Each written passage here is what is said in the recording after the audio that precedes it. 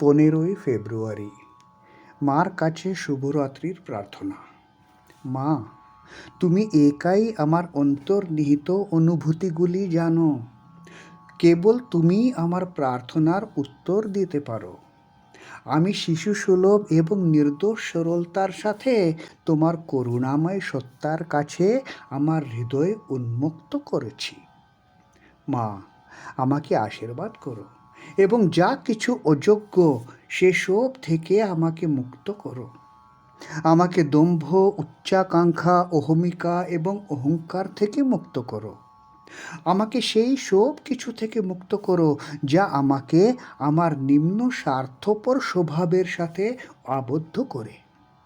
আর যখন তুমি আমাকে ফেরত তোমার কোলে ডাকবে, তখন আমাকে তোমার ঐশ্বরিক রাজ্যে পৌঁছানোর যোগ্য করে তোলো।